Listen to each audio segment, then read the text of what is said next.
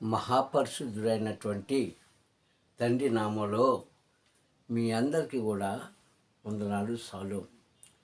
ప్రియ సహోదరి సహోదరులారా, నేటి ఈ యొక్క ఉదయకాల సమయంలో తండ్రి మనతో మాట్లాడుతున్న అమూల్యమైన మాటలు వినడానికి మీ అందరూ కూడా సిద్ధమే కదా. అయితే మీ బైబిల్ తెరవండి. వాటిలో తండ్రి మనతో మాట్లాడుతున్న ఆ అమూల్యమైన ముత్యాలు లాంటి మాటలు మనం విందాము. కావున మీ యొక్క ధ్యానము, మీ యొక్క మనస్సు వాక్యం మీద పెట్టి వినవలసిందిగా తండ్రి నామంలో మిమ్మల్ని కోరుకుంటున్నాను. హల్లెలూయా, హల్లెలూయా. నేటి వాక్య అంశము దేవుడు మనకిచ్చిన బహుమానము. హల్లెలూయా. దేవుడు మనకిచ్చిన బహుమానం అనే అంశం మీద బైబిల్లో ఏమి రాయబడింది, ఎందుకు రాశారు, అది ఎలా మనకు నెరవేరుతుంది అన్న విషయాలను మీకు చెప్పాలని ఆశిస్తున్నాను. కావున ప్రియ సహోదరి సహోదరులారా, మీరందరూ కూడా ఈ పాఠాన్ని చివరి వరకు వినండి, నేర్చుకోండి. దేవుడు మిమ్మల్ని దీవించునుగాక. ఆయన కృపా వాత్సల్యత మీ అందరి మీద సదా నిలుచునుగాక. హల్లెలూయా, హల్లెలూయా. ఇక వాక్య సందేశంలోకి వెళ్తే నీటి వాక్య అంశము ద్వితీయోపదేశకాండంలో 11వ అధ్యాయంలో 24వ వచనం నుంచి ఇంచుమించుగా 28వ వచనం వరకు కూడా ఇందులో ఒక్కొక్క భాగంగా మనం నేర్చుకుందాం. హల్లెలూయా. ఎందుకంటే తండ్రి ఎవరిని కూడా తృణీకరించిన వాడు కాదు. ఆయన ఎవరికి అన్యాయం చేసేవాడు కాదు.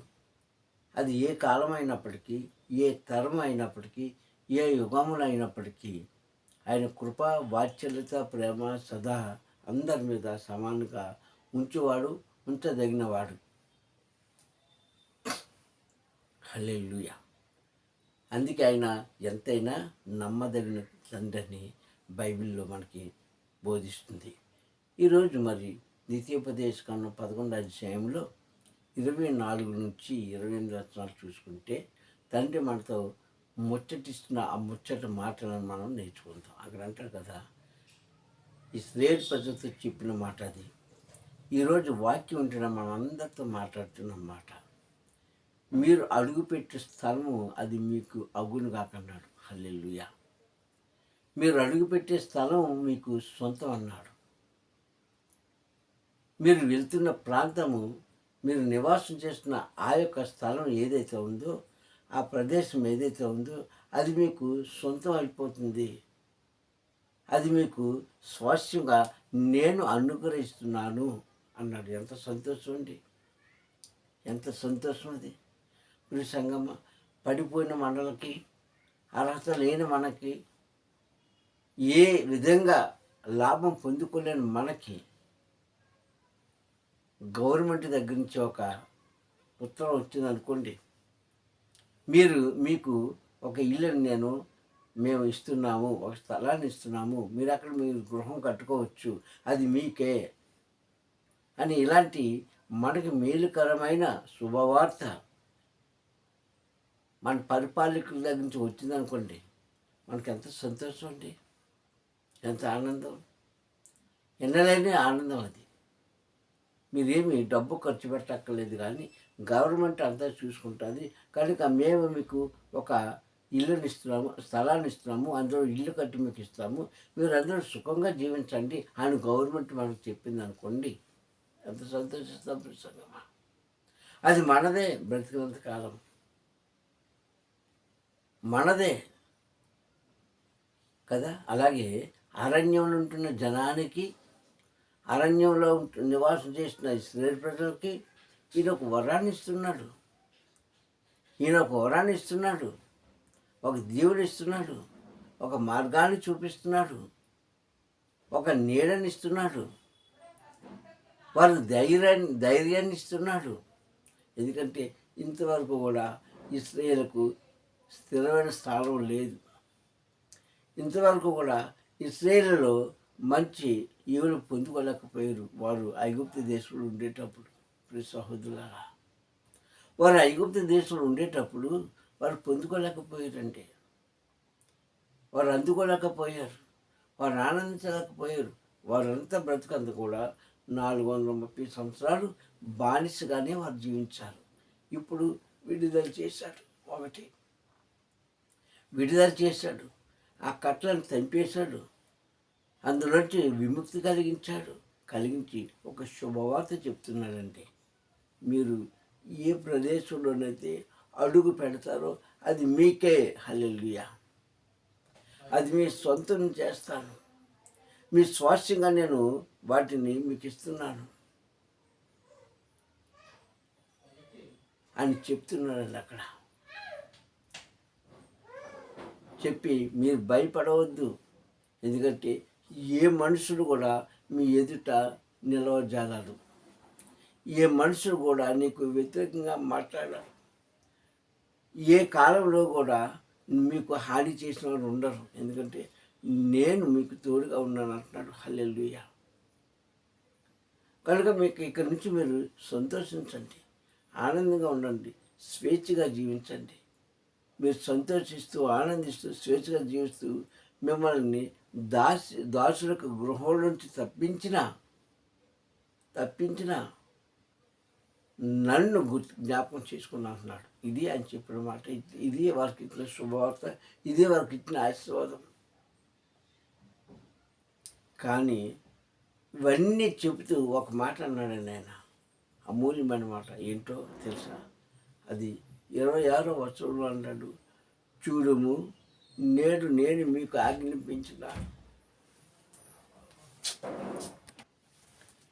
ఆజ్ఞాపించిన కట్టడాలను, నిబంధనలను ఏదైతే ఉందో ఆ నిబంధన కట్టడాలు మీరు అనుసరించి నడుచుకునే ఎడల ఇదిగో మీ ముందు నేను దీవెన పెడుతున్నాను, శాపం పెడుతున్నాను. కనుక చూడండి, ఈరోజు మీకు ఏదైతే ఇస్తున్నానో ఆ మార్గంలో మీరు వెళ్ళాలనుకుంటే, నా మాట విన్నట్లయితే, నాకు కృతజ్ఞతాస్తుతులు చెల్లిస్తూ నాకు లోబడిన వారైతే ఖచ్చితంగా మీరు దీవించబడతారు. అది దీవెనకరమైన మార్గము. ఒకవేళ మీరు నా మాట వినక నేను మీకు అనుసరించమని చెప్పిన కట్టడాలను, విధులను అనుసరింపక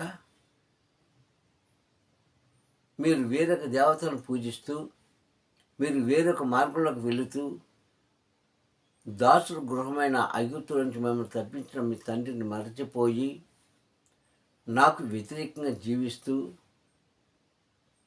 నా మాటకు విలువ లేకుండా జీవిస్తే మీకు శాపము తగులుతుంది. కనుక ఇదిగో నేను మీ ముందు దీవెన అనే మార్గాన్ని పెడుతున్నాను, శాపం అనే మార్గాన్ని పెడుతున్నాను.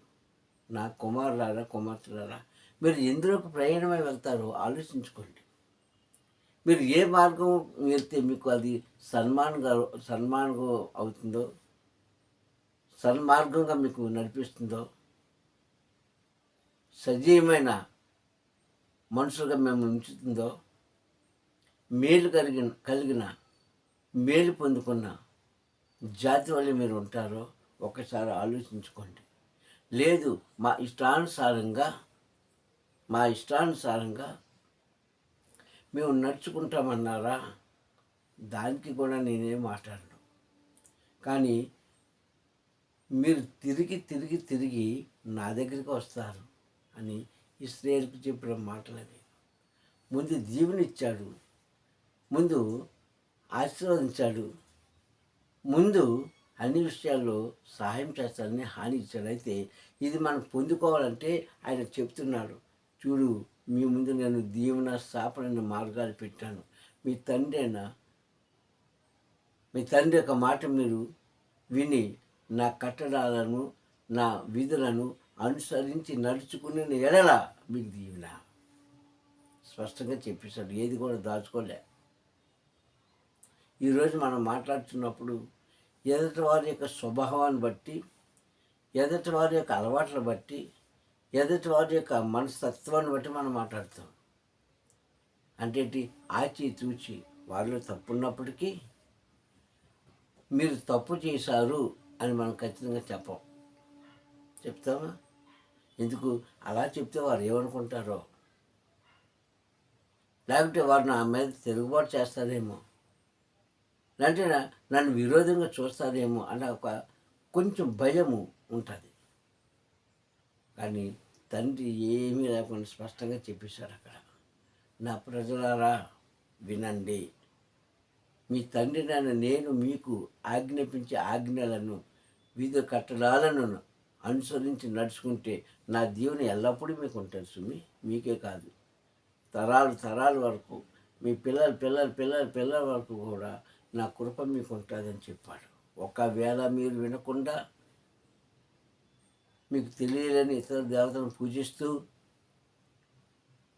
ఇతర మార్గంలోకి మీరు వెళ్ళినప్పుడు, మీ ఇష్టానుసారంగా జీవిస్తున్నప్పుడు, మీ మనసుకి ఏది కలుగుతుందో అది న్యాయమని అనుకుని మీరు జీవించినప్పుడు, మీ మాటల్లో కానీ, చేతల్లో కానీ, చూపులో కానీ, తలంపులో కానీ, ఉద్దేశంలో కానీ నాకు వ్యతిరేకంగా మీరు ఉన్నప్పుడు అది మీకు స్థాపమై అవుతుంది, కానీ దీవెన కాదు.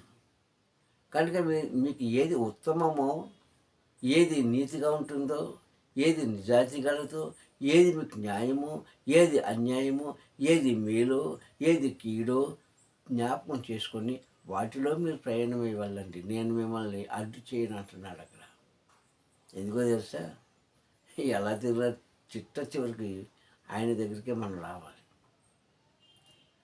వెళ్ళమన్నాడండి నాటి ప్రజల్లో. కానీ వాళ్ళు ఏం చేశారంటే, ఒక ఇద్దరు వ్యక్తులు తప్పించి మిగిలిన వారందరూ కూడా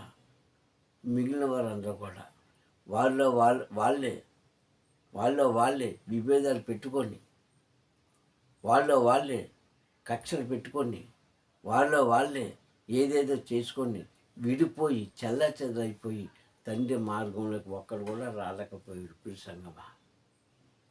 అందుకే నాటి ఇశ్రాయేలు ప్రజలు ఒక రకంగా చూస్తే శపించబడ్డారండి.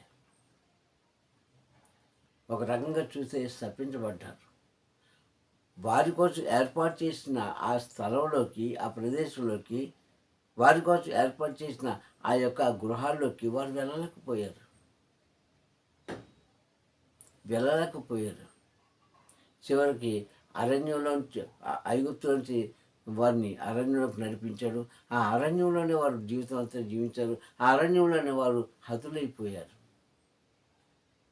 వారు కలిగిన లాభం ఏముంది? తర్వాత సంతతిలో పుట్టిన వారు తండ్రి చేత ఆశీర్వదించబడ్డారు. కానీ చెల్లాచెదురు అయిపోయారు వాళ్ళు కూడా.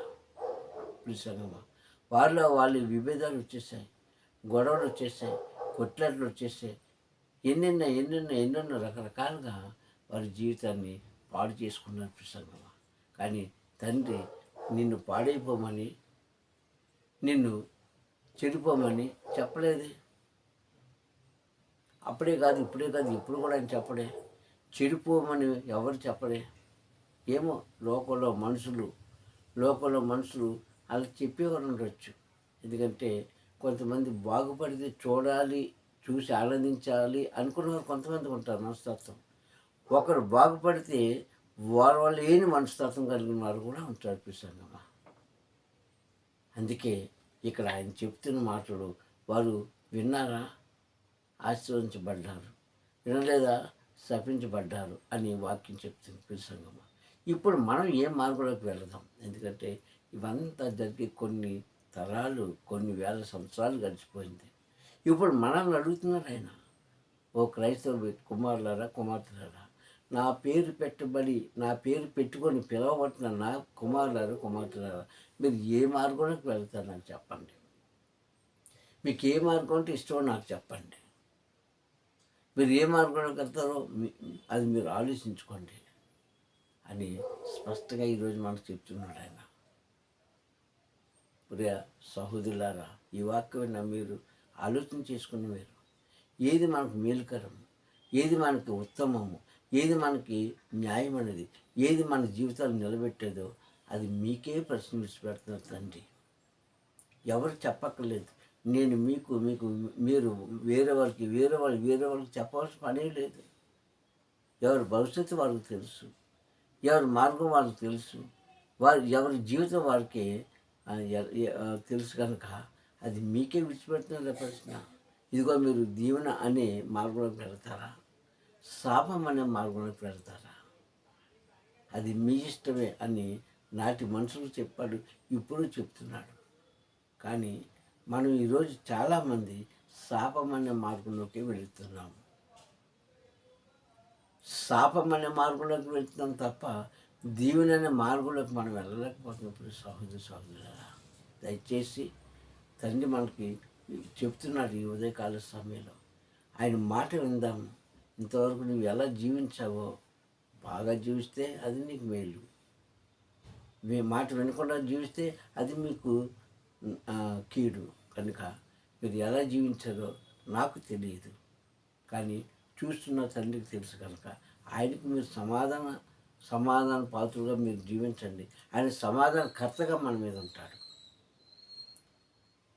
ఆయన మన మీద అధికారిగా ఉన్నాడు. మనం ఆయన మాట వినేవారుగా ఉందాము. అప్పుడు సమానమైన ఆశీర్వాదం ఇస్తారు సంగమా. కానీ ఎంతమంది వాక్యాన్ని వింటున్నారో వారందరూ కూడా ఆలోచించుకోండి. ఇప్పుడు నీవు నడుస్తున్న మార్గం ఎలాంటిది? మేలుకరమా, కీడుకరమా? నీవు తీసుకున్న నిర్ణయం ఎలాంటిది?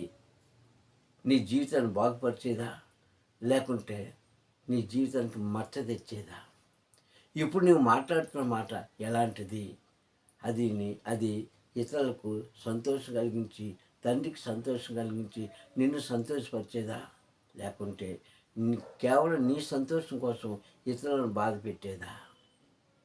ఇది మనం ఆలోచించుకొని ముందుకు కొనసాగితే ఇప్పుడు సంగమా, నాడు నేడు ఎప్పుడు కూడా మన బ్రతికినంతకాలం కూడా కీడు మనల్ని వెంబడించదు, శాపం మన వెనకాల రాదు, దౌర్భాగ్య స్థితి మనకి కలిగించడు. ఒకవేళ వచ్చినా, వెళ్ళినా, వెనకాల వచ్చినా అవన్నీ కూడా ఆయన ఏం చేస్తారు? తప్పిస్తూ వస్తుంటాడు. ఎందుకంటే మనము ఆయనతో అంటుగట్టబడి ఉన్నాము గనక, అంటే దీవెనకరమైన మార్గంలో ఉన్నాము గనక ఖచ్చితంగా మనల్ని దీవిస్తాడు. ఆయన ఆశీర్వదిస్తాడు. ఆ ఆశీర్వాద వచనములు మనందరం పంచుకుందాం, ఎంచుకుందాం. ఆ మార్గంలో మనం జీవితం సంగమం. ఇదే తండ్రి ఇచ్చే బహుమానం ఈ ఉదయకాల సమయంలో. ఇదే మనకిచ్చే గొప్ప బహుమానం. ఆ బహుమానంలో మనం జీవించినప్పుడు కొన్ని ఆటంకాలు, ఇరుకుల ఇబ్బందులు వస్తాయి. వాటి నుంచి తండ్రి తప్పిస్తాడు, గొప్ప చేస్తాడు. ప్రార్థించుకుందాము. ప్రార్థనలో పంచుకున్న అందరూ కూడా ప్రార్థన. కనికర సంపన్నుడా, ప్రేమమూర్తి, దయామూర్తి, నీకు స్తోత్రములు. ఈ యొక్క నా ప్రభు సమయంలో ఇచ్చిన తండ్రి వాగ్దానం బట్టి, తండ్రి వాక్యాన్ని బట్టి స్తోత్రం చెల్లిస్తాను. నిజమేనైనా నీ యొక్క కృపా వాత్సల్యత మా అందరి మీద చూపించినందుకు నీకు స్తోత్రం చెల్లిస్తాను. నిజమేనైనా నీవు చెప్పినట్టుగా మనిషిగా జీవించాలంటే దీవెనమైన మార్గము, తండ్రి మనిషి చెడిపోవాలంటే శాపకరమైన మార్గం అని 2 మార్గాలు మాకు ఇచ్చావు అయ్యా. నాయన ఎవరి ఉద్దేశాలు ఎలాంటి నాకు తెలియదు, కానీ అయ్యా నాన్న మరి నీవు చెప్పినట్టుగా దీవెన అనే తండ్రి మార్గంలోకి వెళ్ళి శాపం అనేది దాని మార్గంలో నుంచి తప్పించుకుంటే వారు ధన్యులన్నీ వాక్యం ద్వారా బోధించడానికి స్తోత్రం. తండ్రి వాక్యం బిడ్డలు అందరిని దీవించండి. ఘనత, మహిమ, ప్రభావాలు మీరు మాత్రమే పొందుకోమని మా ప్రియ రక్షకుడైన క్రీస్తు నామని ప్రార్థన సమర్పించుకుంటున్నాను పరమ తండ్రి. ఆమేన్, ఆమేన్, ఆమేన్. ఇప్పుడు మన తండ్రి యొక్క ప్రేమ, ద్వితీయ కుమారుడైన క్రీస్తు యొక్క కృప, అదనకర్త యొక్క పరిశుద్ధాత్మక నేను సహవాసము ఎల్లవేళలా సదాకాలము మన అందరికీ తోడే ఉండుగాక. హల్లెలూయా, హల్లెలూయా, హల్లెలూయా. మీ అందరికీ వాళ్ళ తండ్రి నామములో వందనాలండి. తండ్రి మేము దీవించి ఆశీర్వదించుగాక. Praise the lord, praise the lord.